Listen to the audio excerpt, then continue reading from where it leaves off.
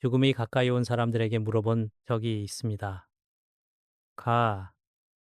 80이 넘은 분들, 병상에 누워 계신 분들, 이제 며칠 남지 않았다는 것을 스스로 아시는 분들께 여쭤봤습니다. 지금 가장 후회되는 것이 무엇이냐고, 돈을 더 못 번 더 높은 자리에 오르지 못한 것이냐고. 그런데 놀랍게도 대부분의 분들이 고개를 저으셨습니다. 돈도 아니고 지위도 아니라고. 그분들이 말씀하신 후의 일은 지금 이 순간에도 우리 대부분이 하고 있는 바로 그것이었습니다. 저는 올해 100살입니다. 한 세기를 살았습니다. 그 후회가 무엇인지 저는 압니다. 제 곁에서 떠나간 친구들, 동료들, 형제들이 마지막으로 남긴 말들 속에서 저는 그것을 수없이 들었습니다. 그리고 오늘 여러분께 그것을 말씀드리려 합니다. 이 이야기를 끝까지 들으신 분과 그렇지 않은 분의 남은 날들은 분명히 달라질 것입니다. 저는 그렇게 믿습니다. 100년을 살아온 사람의 믿음이라고 생각하시고 조금만 더 귀를 기울여 주십시오. 여러분 집에 시계가 하나 있을 겁니다. 벽에 걸린 시계. 오래된 것이든 새 것이든 것이든 부엌이든 어딘가에 하나쯤은 걸려 있지요. 그 시계가 지금도 돌아가고 있을 겁니다. 째깍째깍. 그런데 생각해 보셨습니까? 그 소리를 마지막으로 들은 게 언제였는지. 아침에 일어나서 밥을 짓고 빨래를 돌리고 텔레비전을 켜고 전화를 받고 장을 벌어 나가고 그 사이에도 시계는 계속 돌아가고 있었는데 우리는 그 소리를 듣지 못합니다. 너무 바빠서가 아닙니다. 너무 익숙해져서입니다. 그러다 어느 날 집이 조용해집니다. 이상하게 조용한 오후가 옵니다. 그때 처음으로 그 소리가 들립니다. 째깍째깍. 그제야 생각합니다. 아이, 시계가 이렇게 크게 가고 있었구나. 이 소리 속에서 내 시간이 얼마나 지나간 거지? 오늘 저는 그 시계 소리에 대해 이야기하려 합니다. 우리가 나중에라는 말 뒤에 숨겨둔 것들에 대해 차마 꺼내지 못한 말, 끝내가 보지 못한 곳, 영지 못한 내 이름, 그런 것들에 대해 천천히 이야기해 보겠습니다. 오늘 이 이야기를 어디에서 듣고 계십니까? 거실 소파에 앉아 계십니까? 안방 이불 속에 누워 계십니까? 혹시 병원 대기실에서 듣고 계신 분도 있을까요? 댓글에 한 글자만 남겨주십시오. 어디서 듣고 계신지. 그것만으로도 저는 여러분이 거기 계시다는 것을 알 수 있으니까요. 나중에 이 세 글자를 우리는 하루에도 몇 번씩 씁니다. 나중에 해야지. 나중에가 봐야지. 나중에 말해야지. 이 말이 입에서 나올 때 우리는 그것을 계획이라고 생각합니다. 미루는 게 아니라 순서를 정하는 거라고. 지금은 바쁘니까 좀 더 여유가 생기면 그때 하겠다고. 그런데 여러분 솔직하게 여쭤봐도 되겠습니까? 그 나중에 가온 적이 있으십니까? 저는 100년을 살면서 그 나중이를 수천 번은 말했을 겁니다. 그리고 한 가지 알게 된 것이 있습니다. 나중에라는 말은 계획이 아닙니다. 그것은 우리가 스스로에게 하는 가장 큰 거짓말입니다. 젊은 사람들이 나중에를 말할 때는 이유가 다릅니다. 귀찮아서, 자신이 없어서, 아직 준비가 안 돼서. 그런데 우리 나이에 나중에를 말하는 이유는 전혀 다릅니다. 우리는 귀찮아서 미루는 게 아닙니다. 첫째, 내가 누릴 자격이 없다고 생각하기 때문입니다. 평생을 남을 위해 살았습니다. 자식을 위해, 가족을 위해, 회사를 위해. 그렇게 40년, 50년을 살다 보면 나를 위해 무언가를 한다는 것 자체가 죄책감으로 다가옵니다. 맛있는 것을 사 먹으려다가도 이 돈이면 손주한테 용돈을 더 주지 하고 손을 내립니다. 여행을 가고 싶어도 이 나이에 내가 놀러 다니면 자식들이 뭐라 하겠지 하고 마음을 접습니다. 나를 위해 쓰는 돈이 아깝고 나를 위해 쓰는 시간이 미안한 겁니다. 둘째, 이기적인 사람이 될까봐 두렵기 때문입니다. 우리 세대에는 보이지 않는 규칙이 있었지요. 참는 게 미덕이고 내 것을 내세우면 버릇없는 거고 어른이 되면 욕심을 버려야 한다는 규칙.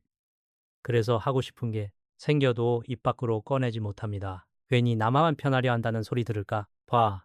자식들에게 폐가 될까 봐. 그래서 나중에라는 말 뒤에 숨는 겁니다. 셋째, 가장 깊은 이유입니다. 너무 오래 참았기 때문에 이제 뭘 하고 싶은지조차 모르는 겁니다. 40년 동안 매일 새벽에 일어나 일을 하고 밥을 짓고 아이들을 챙기고 돈을 벌고 그렇게 살다 보면 어느 순간 나는 뭐가 좋지라는 질문 자체가 낯설어집니다. 취미가 뭐냐고 물으면 대답이 안 나옵니다. 뭐 하고 싶은 게 있냐고 물으면 글쎄 그런 건 생각해 본 적 없는데 하게 됩니다. 미루는 게 아니라 무엇을 원하는지 자체를 잃어버린 겁니다. 박순자 씨라는 분이 계셨습니다. 이런데 살리셨지요. 서울 어느 골목에서 30년 동안 작은 식당을 하셨던 분입니다. 아침 6시에 불을 켜고 밤 9시에 불을 끄는 생활을 30년을 하셨어요. 이분에게는 작은 꿈이 하나 있었습니다. 제주도에 가 보는 것 비행기를 한 번도 타본 적이 없으셨거든요. 왜 말이면 내년에는 꼭 가야지 하셨고 부엌벽에 걸린 달력에 치월을 동그라미로 표시해 두셨습니다. 식당이 좀 한가해지는 여름에 가려고 그런데 매년 7월이 오면 뭔가 일이 생겼습니다. 냉장고가 고장나거나 종업원이 그만두거나 손주가 아프거나 그래서 또 내년에 그렇게 20년이 지났습니다. 72살 되던 해가을에 뇌경색이 왔습니다. 가볍다고 했지만 오른손에 힘이 빠졌습니다. 국자를 들 수 없게 되었고 식당 문을 닫아야 했습니다. 이분의 부엌 벽에는 아직도 달력이 한 장 걸려 있다고 합니다. 2019년 7월 동그라미가 쳐진 그 달력. 박순자 씨는 매일 달력을 한 장씩 뜯는 분이셨는데 그 7월만은 뜯지 않으셨습니다. 그 달력은 아직도 거기 걸려 있습니다. 뜯지 못한 달력, 뜯지 못한 약속. 잠깐 여쭤봐도 되겠습니까? 여러분에게도 그런 달력이 한 장쯤 있지 않으십니까? 가보겠다고 동그라미 쳐놓고 아직 가지 못한 곳 하겠다고 마음 먹어놓고 아직 시작하지 못한 일 만나겠다고 생각해 놓고 아직 연락하지 못한 사람 그 달력이 벽에 걸린 채 빛이 바르고 있지 않습니까? 나중에라는 말이 나쁜 것은 아닙니다. 다만 위험한 겁니다. 왜냐하면 그 말에는 전제가 하나 숨어 있기 때문입니다. 내일도 오늘과 같을 것이다. 내 몸도 지금과 같을 것이다. 내 곁에 있는 사람도 내일 거기 있을 것이다. 그런데 여러분, 100년을 살아본 사람이 한 가지 확실하게 말씀드릴 수 있는 것은 그 전제는 틀렸다는 겁니다. 내일은 오늘과 같지 않습니다. 반드시 다릅니다. 그러니 지금 여러분께 하나만 말씀드리겠습니다. 3년 넘게 미뤄두신 게 있으시면 지금 그것을 종이에 적어 보십시오. 딱 하나만. 그리고 7일 안에 가장 작은 첫걸음만 떼보시는 겁니다. 제주도에 가고 싶으시면 오늘 휴대전화를 꺼내서 비행기표 가격만 한번 보시는 겁니다. 예약까지 하실 필요 없습니다. 가격만 보십시오. 그 작은 행동 하나가 20년 묵은 나중에를 오늘로 바꿔 놓을 수 있습니다. 완벽한 때는 오지 않습니다. 있는 것은 오늘뿐입니다. 이제 한 가지 더 여쭤보겠습니다. 여러분은 효도를 많이 하셨습니까? 아마 그러셨을 겁니다. 부모님께 효도하셨고 자식들을 위해 모든 것을 바치셨죠. 우리 세대는 그렇게 살았습니다. 그것이 당연한 거라고 배웠고 실제로 그렇게 하셨습니다. 그런데 저는 오늘 조금 다른 질문을 드리고 싶습니다. 여러분, 자신에게는 효도해 보신 적이 있으십니까? 이상하게 들리실 수도 있습니다. 나한테 효도라니 그게 무슨 말이야? 그런데 한번 생각해 보십시오. 만약 여러분이 아는 어떤 사람이 40년, 50년 동안 하루도 쉬지 않고 가족을 위해 일하고 자신의 꿈은 모두 접고 아픈 것도 참고 외로운 것도 참고 그렇게 한평생을 살았다면 여러분은 그 사람에게 뭐라고 하시겠습니까? 아마 이렇게 말씀하실 겁니다. 이제 좀 쉬셔야죠. 그동안 정말 수고 많으셨습니다. 이제는 좀 본인을 위해 사셔도 됩니다. 그 사람이 바로 여러분 자신입니다. 공자께서 효를 말씀하셨을 때 그 근본은 사람을 사람답게 대하라는 것이었습니다. 그렇다면 효도의 마지막 대상은 어디에 있겠습니까? 저는 이렇게 생각합니다. 효도의 마지막 대상은 바로 나 자신입니다. 내가 나를 사람께 대하는 것, 그것이 효도의 완성입니다. 이것은 이기적인 것이 아닙니다. 이것은 빛을 갚는 겁니다. 50년 동안 월급을 꼬박꼬박 가져다 바치고 감사하다는 말 한 번 못 들은 사람에게 지금이라도 그 노고를 인정해 주는 것. 그 사람이 바로 나입니다. 이동호 씨라는 분이 계십니다. 68시고 시내버스 기사를 30년 하셨던 분입니다. 매일 새벽 4시 반에 일어나서 차고지에 나가셨고 밤 10시에 들어오셨습니다. 30년을 그렇게 사셨어요. 은퇴를 하시고도 습관이 남아서 새벽 4시 반이면 눈이 떠진다고 하더군요. 그런데 일어나도 갈 곳이 없습니다. 그냥 거실에 앉아서 멍하니 창밖을 봅니다. 뭘 해야 할지 모르겠는 겁니다. 이분의 아내도 편치 않으셨습니다. 손주들을 매일 돌보시면서 몸이 많이 상하셨거든요. 무릎이 아프고 허리가 아픈데 자식한테 힘들다는 말을 못 하셨어요. 며느리가 부탁했으니까. 그런데 이동호 씨는 아내에게 한 번도 이런 말을 해본 적이 없었습니다. 오늘 뭐 하고 싶어? 30년을 함께 살았는데 이 한마디를 한 번도 안 한 겁니다. 아내가 뭘 좋아하는지도 사실 잘 몰랐다고 하더군요. 어느 날 이분이 마음을 먹었습니다. 이번 주 수요일은 손주도 안 보고 우리 둘만 나가보자고. 아내가 어리둥절한 표정을 지으셨대요. 갑자기 왜 그러냐고 이분이 대답을 잘 못하셨어요.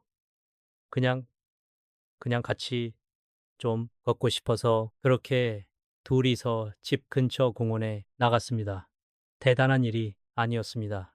느릿느릿 걸었고 벤치에 앉아서 붕어빵을 하나 사 먹었습니다. 그런데 이분이 나중에 이런 말을 하시더군요.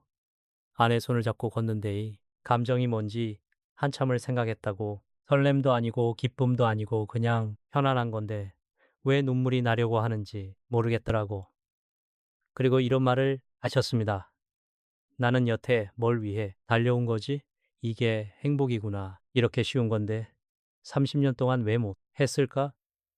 아내분도 그날 웃으셨다고 합니다. 이동호 씨가 말하기를 아내가 웃는 얼굴을 보는데 이 사람이 언제 마지막으로 웃었지 않은 생각이 들었대요. 기억이 안 나더래요. 너무 오래돼서 부엌 뒤쪽 냉장고 아래에 김치통이 하나 있지 않습니까? 아끼는 김치, 잘 담담근 김치, 특별한 날에 꺼내 먹으려고 깊이 놓둔 김치. 그런데 그 특별한 날이 오지 않습니다. 결국 뚜껑을 열면 쉬어 빠졌거나 맛이 변해버렸거나 그냥 버리게 됩니다. 우리 자신도 마찬가지 아닙니까? 나중에 여유가 생기면 그때 나를 위해 살아야지. 나중에 자식들 다 자리 잡으면 그때 좀 쉬어야지. 그렇게 자신을 냉장고 맨 아래에 넣어두는 겁니다. 꺼내야 할 때를 기다리면서 그러다 상해버립니다. 오늘부터 일주일에 하루만 딱 하루만 나를 위한 시간을 가져보시는 건 어떨까요? 하루가 어려우시면 반나절도 괜찮습니다. 반나절도 부담되시면 2시간도 충분합니다. 그 시간에는 누구를 위해서도 밥을 짓지 않아도 됩니다. 손주를 봐주지 않아도 됩니다. 전화를 받지 않아도 됩니다. 산책을 하든 카페에 앉아있든 그냥 멍이 하늘을 보든 그 시간만큼은 오직 나에게 효도하는 시간입니다. 그것이 이기적인 게 아닙니다. 50년치 월급을 지금 받는 겁니다. 이 이야기가 마음에 닿으시는 분이 계시다면 구독 버튼과 좋아요를 한번 눌러 주십시오. 그러시면 이런 이야기가 여러분께 계속 찾아갈 수 있습니다. 여러분 곁에 매일 차 한 잔 놓아 드리는 마음으로 저는 이 자리에 있겠습니다. 여러분은 혹시 이런 말을 들어보신 적 있으십니까? 고맙다, 미안하다, 사랑한다. 이 세 마디에는 유통기한이 있다고. 우유에도 유통기한이 있고 약에도 유통기한이 있습니다. 그런데 말에도 유통기한이 있다는 것을 우리는 잘 모릅니다. 오늘 할 수 있는 말을 내일로 미우면 그 말의 무게가 달라집니다. 1년 뒤에 하면 이미 식어버립니다. 그리고 그 사람이 떠나고 나면 그 말은 영 배달되지 않는 편지가 됩니다. 저는 100년을 살면서 먼저 떠난 사람이 얼마나 많은지 모릅니다. 아내도 친구도 제자도 그분들 앞에서 하지 못한 말이 저한테도 있습니다. 한마디면 됐을 것. 이후에는 시간이 지나도 줄어들지 않습니다. 오히려 나이가 들수록 더 선명해집니다. 우리가 말을 못하는 이유는 무엇일까요? 대부분은 쑥스러워서입니다.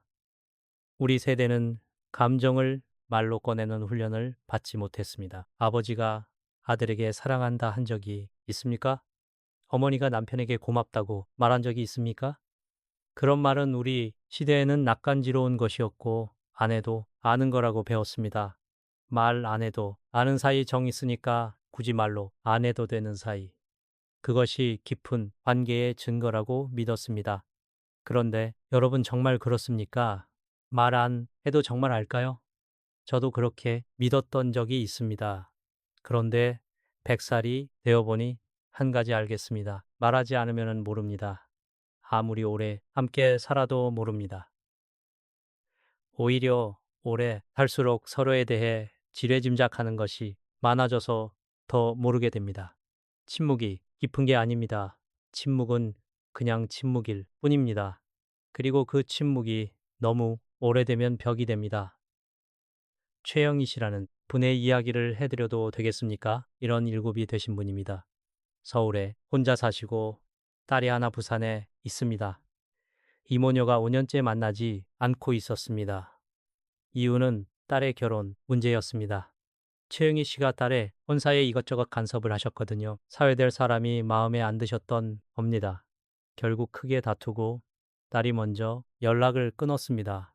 5년 동안 최영희 씨는 전화를 하고 싶을 때가 많았습니다. 특히 저녁이 힘들었다고 해요. 매일 저녁 된장찌개를 끓이시는데 습관처럼 두 사람 분량을 끓이셨습니다. 혼자 사시는데 두 그릇을 퍼놓고 한 그릇은 그냥 버리셨어요. 손이 기억하는 겁니다. 20년 넘게 둘이 먹던 양을 손이 잊지 못하는 거지요. 전화를 들었다 놓기를 수없이 반복하셨습니다. 먼저 전화하면 지는 거라는 생각은 아니었어요. 전화해서 뭐라고 말해야 할지를 모르겠는 거였습니다. 미안하다고 하면 딸이 또 엄마는 맨날 그러면서 또 간섭할 거잖아. 할까봐. 보고 싶다고 하면 딸이 무거워할까봐 어떻게 말해야 이 5년의 벽을 넘을 수 있을지 답이 안 나오셨던 겁니다. 그러다 어느 날 이분이 김장을 하시면서 깍두기를 담그셨습니다. 딸이 어렸을 때부터 유난히 깍두기를 좋아했거든요. 밥 반찬 중에 깍두기만 골라 먹던 아이였어요. 물을 썰면서 갑자기 생각이 나신 겁니다. 아이, 맛을 좋아했었지. 그 기억이 올라오니까 손이 저절로 한 통 더 담그게 되었고, 다 담그고 나서 한참을 그 앞에 앉아 계셨대요. 그리고 택배를 보내셨습니다. 깍두기 한 통에 메모지를 하나 넣었는데 거기에 이렇게 적으셨다고 합니다. 맛없으면 버려도 돼. 엄마가 담근 거야. 미안하다는 말도 보고 싶다는 말도 쓰지 않으셨어요. 이분이 나중에 하신 말이 인상적이었습니다. 미안하다고 쓰면 딸이 또 엄마가 날 불쌍하게 여기는구나 하고 마음을 닫을 것 같았다고. 그래서 그냥 딸이 어렸을 때 좋아했던 그 맛만 보내 드린 거라고 택배를 보내고 사흘을 기다렸는데 연락이 없었대요. 아, 역시 안 되는구나 하고 포기하려는데 나흘째 되는 날 전화가 왔습니다. 딸이었습니다. 전화기 너무 물어 딸이 아무 말도 못하고 울기만 했대요. 한참을 울다가 한마디 했답니다. 엄마 깍두기 맛이요. 그 한마디에 5년이 녹았다고 하더군요. 말로 못한 마음을 깍두기에 담았습니다. 그릇에 담긴 것은 깍두기가 아니었습니다. 잠깐 생각해 보십시오. 여러분의 깍두기는 무엇입니까? 말로 전하지 못하는 마음을 담을 수 있는 여러분만의 그릇이 있지 않으십니까? 하버드 대학교에서 85년 넘게 진행한 연구가 있습니다. 성인 발달 연구라고 하는데 700명이 넘는 사람들을 젊은 시절부터 노년까지 평생 추적한 겁니다. 세계에서 가장 오래된 행복 연구이지요.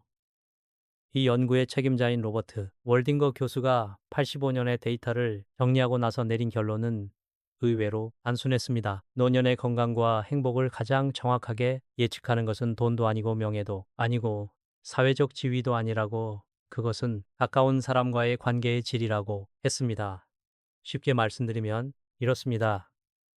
통장에 얼마가 있느냐보다 일주일에 마음 놓고 이야기할 수 있는 사람이 한 명이라도 있느냐가 더 중요하다는 뜻입니다.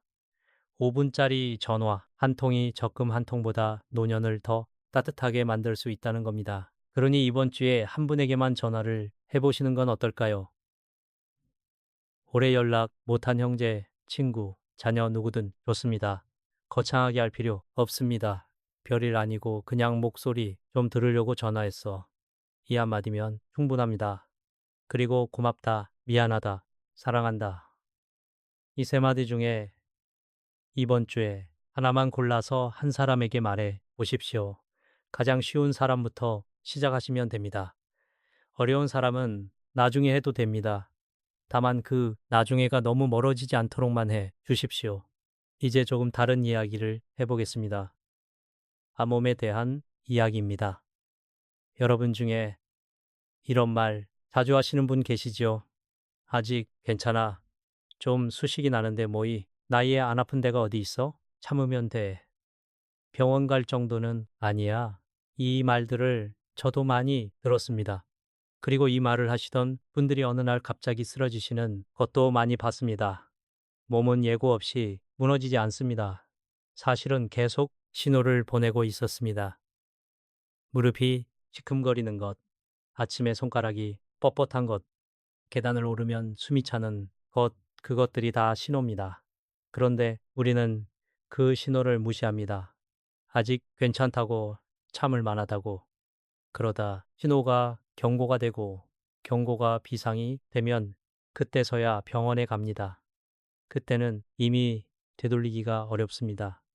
미국 국립보건연구에 따르면 사람의 근력은 50살에서 60살에 매년 약 1.5%씩 줄어들고 60살 이후에는 매년 4%씩 줄어든다고 합니다. 숫자만 들으면 별것 아닌 것 같지요. 그런데 이것이 10년 동안 쌓이면 이야기가 달라집니다. 전혀하지 않는 70세의 몸은 85세의 몸과 같은 수준으로 떨어질 수 있다는 겁니다. 이것을 쉽게 말씀드리면 이렇습니다. 매일 10분씩 걷는 것은 운동이 아닙니다. 그것은 내 다리가 내일도 내 것이게 하는 보험입니다. 10분이 어려우시면 5분도 괜찮습니다. 집 앞 골목을 한 바퀴만 돌고 오셔도 됩니다.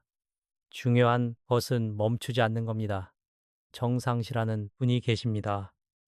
일은 안 살이시고 건설 현장에서 30년 넘게 일하신 분입니다. 이분은 평생 몸을 쓰며 사셨어요. 시멘트 포대를 나르고 철근을 묶고 띠아대서 여름을 나고 한겨울에도 밖에서 일하셨습니다. 그래서 자기 몸에 자신이 있으셨어요. 나는 체력 하나는 누구한테도 안 진다. 병원은 아픈 사람이나 가는 데다. 건강 검진 같은 건 받아본 적도 없으셨습니다. 예수 나오던 해에 갑자기 소변을 자주 보게 되셨대요. 밤에 화장실에 다녀오는데 그것도 그냥 나이 들면 다 그런 거지 하고 넘기셨습니다. 그러다 발가락이 절려오기 시작했는데 그것도 참으셨어요. 결국 눈이 뿌여해 보여서 할 수 없이 병원에 가시니까 당뇨, 이형이 이미 상당히 진행되어 있었고 양쪽 무릎 연골은 거의 닳아 없어진 상태였습니다. 지금 이분은 매일 아침 침대에서 일어나는 데만 15분이 걸립니다. 무릎에 힘이 없어서 양손으로 매트리스를 짚고 천천히 일어나야 합니다. 이분이 하신 말이 잊히지 않습니다. 건물은 1년에 한 번씩 안전 점검을 하잖아. 기둥에 금이 갔는지 배 갔는 새는데 없는지. 그런데 나는 내 몸을 한 번도 점검 안 했어. 30년 동안 남의 건물은 지으면서 내 몸은 한 번도 안 돌아봤어. 이분의 현관문 옆에는 아직도 안전화가 한 켤레 놓여 있습니다. 나은 안전화 더 이상 신을 수 없는 신발인데 버리지를 못하시는 겁니다. 신발은 현관에 그대로 있습니다. 신을 수 없는 줄 알면서도 버리지 못하는 건 신발이 아닙니다. 우리 몸은 오래된 집과 같습니다. 당장은 무너지지 않습니다. 겉에서 보면 멀쩡해 보이기도 합니다. 그런데 안쪽에서는 조금씩 변하고 있습니다. 올해는 지붕에서 빗물이 조금 새고 내년에는 벽에 금이 하나 가고 그 다음 해에는 보일러가 소리를 내기 시작합니다. 작은 것들이라 그때그때 고치면 아무 일 아닌 겁니다. 그런데 10년을 모아두면 이야기가 달라집니다. 한꺼번에 수리하려면 지붕을 뜯고 벽을 허물고 거의 새로 지어야 하는 수준이 되어버립니다. 그런데 이 나이에 누가 집을 새로 짓습니까? 그래서 부탁드립니다. 몸이 보내는 작은 신호를 무시하지 마십시오. 무릎이 쑤시면 정형과외가 보시고, 소변이 잦으시면 검사를 받아보시고, 눈이 침침하시면 안과에 한번 들르십시오. 아직 괜찮다는 말 뒤에 숨지 마십시오. 아직 괜찮을 때 가는 것이 병원입니다. 괜찮지 않을 때 가는 곳은 응급실입니다. 80대가 되어서 가장 부러운 사람이 누군지 아십니까? 혼자 걸을 수 있는 사람입니다. 혼자 밥을 먹을 수 있는 사람입니다. 스스로 화장실에 갈 수 있는 사람입니다. 이것이 가장 큰 부러움이 되기 전에 지금 내 몸을 점검하시는 것. 그것이 내가 나에게 할 수 있는 가장 현명한 효도입니다. 70대의 내 몸에 신경 쓰는 10분이 80대의 하루를 지켜줍니다. 오늘 10분 그것으로 충분합니다. 한 가지 여쭤보겠습니다. 여러분의 이름은 무엇입니까? 이상한 질문이라고 생각하실 수 있습니다. 이름이야. 당연히 알지 아실 겁니다. 그런데 제가 묻는 것은 주민등록증에 적힌 이름이 아닙니다. 여러분이 누군가의 아내가 되기 전, 누군가의 남편이 되기 전, 누군가의 어머니나 아버지가 되기 전, 그 이전에 여러분은 누구였습니까? 그때 여러분에게는 어떤 꿈이 있었고, 뭘 좋아했고, 뭘 할 때 가슴이 뛰었습니까? 아마 금방 대답이 안 나오실 겁니다. 그것이 당연합니다. 너무 오래전 일이니까. 그리고 그 사이에 너무 많은 이름이 덮여졌으니까 박 사장 아내, 준니 엄마 3층에 사시는 할머니, 김 부장 퇴직한 사람 역할이 이름을 삼켜버린 겁니다. 신미옥 씨라는 분의 이야기입니다. 66이시고 남편을 3년 전에 보내셨습니다. 아들은 미국에 있고 딸은 대전에 있는데 둘 다 바쁘니까 1년에 한두 번 얼굴을 봅니다. 이분은 결혼 전에 그림을 좋아하셨다고 해요. 학교 다닐 때 미술 선생님이 소질이 있다고 칭찬도 했대요. 그런데 23세 결혼을 하면서 붓을 도왔습니다. 그때부터 40년 동안 이분의 이름은 박 사장, 부인이고 준이 엄마였고 식당 일을 도와주는 사람이었습니다. 미국이라는 이름을 불러주는 사람은 아무도 없었습니다. 남편이 떠나고 나서 이분은 매일 빈집에 혼자 앉아 계셨습니다. 텔레비전을 켜놓아도 무슨 말인지 귀에 안 들어오고 시간이 어떻게 가는지도 모르겠고 그냥 하루하루가 똑같았다고 합니다. 그러다 어느 날 구청 게시판에서 주민문화센터 무료 수채화 교실이라는 전단지를 보셨어요. 한참을 서서 그 전단지를 보셨대요. 가고 싶은 마음이 올라왔는데 바로 뒤에 다른 생각이 따라왔습니다. 이 나이에 무슨 그림이야. 젊은 사람들 틈에서 창피하게 못하면 어쩌려고 일주일을 고민하셨다고 해요. 그런데 어느 날 아침에 눈을 뜨는데 천장만 보이고 오늘도 어제와 똑같은 하루가 시작되는 거였습니다. 그 순간 생각하셨대요. 이렇게 매일 천장만 보면서 살다가 끝나는 건가? 그래서 그날 오후에 문화센터에 가셨습니다. 첫날엔 손이 딸려서 선 하나를 제대로 긋지 못하셨다고 합니다. 옆에 앉은 분은 70이 넘으셨는데 수채화를 3년째 배우시는 분이었어요. 그분이 말하더래요. 나도 처음에는 그랬어. 떨려도 돼. 안 떨리면 오히려 이상한 거야. 그 한마디가 얼마나 따뜻했는지 모른다고 하셨습니다. 한 달쯤 다니시면서 신미옥 씨에게 첫 번째 과제가 주어졌습니다. 가장 익숙한 공간을 한 곳 그려오라는 것이었어요. 이분은 자기 집 부엌을 그리셨습니다. 가스레인지, 낡은 단장, 창문 너머로 보이는 아파트, 화단 수저통 행주 40년 동안 매일 서 있던 그 부엌을 그리시는데 처음으로 그 공간을 진짜 보게 되었다고 하셨습니다. 40년을 거기서 있었는데 한 번도 제대로 본 적이 없었다고. 그런데 여기서 제가 가장 인상 깊었던 것은 따로 있습니다. 그림을 완성하고 아래쪽에 이름을 쓰셨는데 결혼 후에 쓰던 이름이 아니라 결혼 전 처녀적 이름을 쓰셨다는 겁니다. 왜 그 이름을 쓰셨냐고 물으니까 이분이 한참 생각하시더니 이렇게 말씀하셨습니다. 그림을 좋아했던 건 그때나니까요. 40년 만에 자기 이름을 되찾은 겁니다. 그 이름 속에 있던 23세 자기 자신을 다시 만난 겁니다. 여러분은 기억하고 계십니까?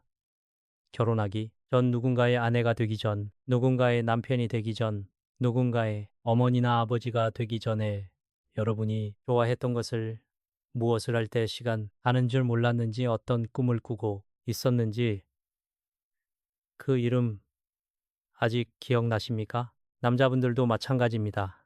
퇴직하고 나면 명함에서 이름이 사라집니다. 김 부장이었던 사람이 그냥 김 씨가 됩니다. 회사에서는 누구나 부장님, 부장님 했는데 집에 오면 아무도 이름을 불러주지 않습니다. 그 상실감을 말로 표현하기 어렵다고 하시는 분들이 많습니다.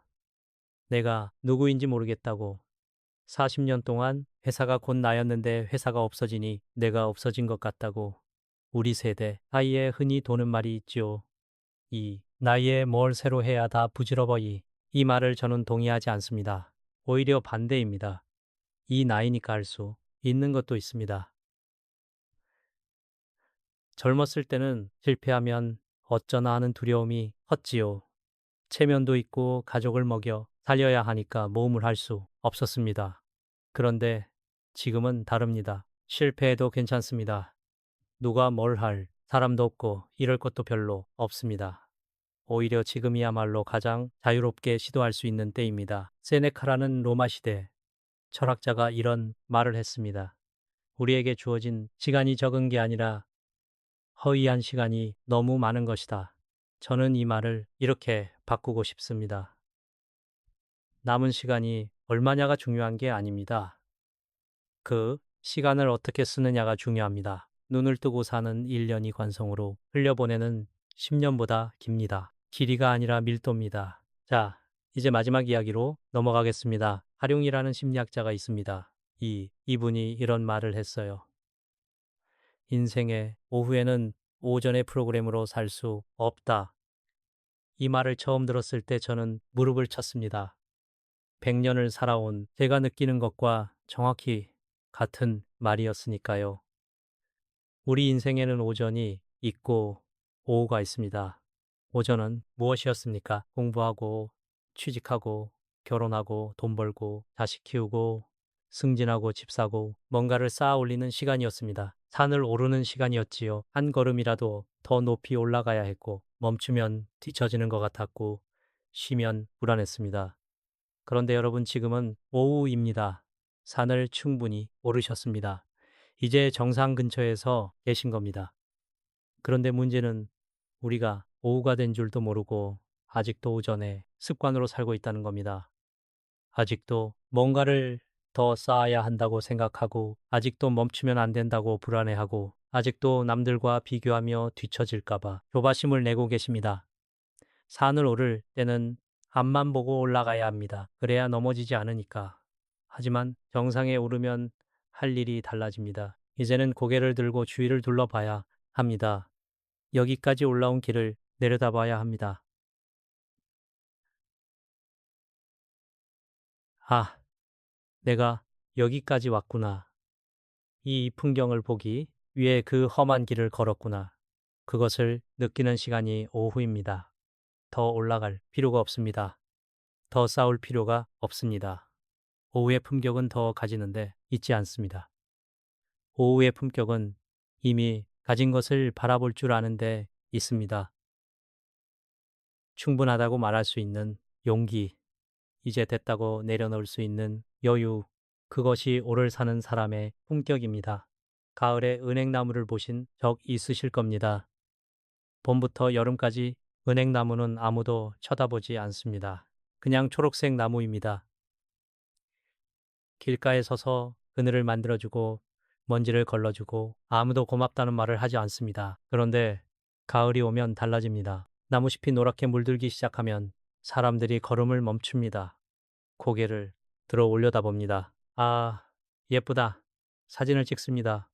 그 나무가 봄에도 여름에도 거기 있었는데 가을이 되었어야 비로소 보이는 겁니다. 그 노란 잎은 누구를 위한 것이 아닙니다.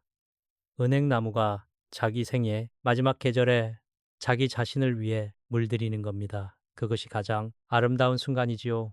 시들어가는 게 아닙니다. 마침내 자기 색을 찾은 겁니다.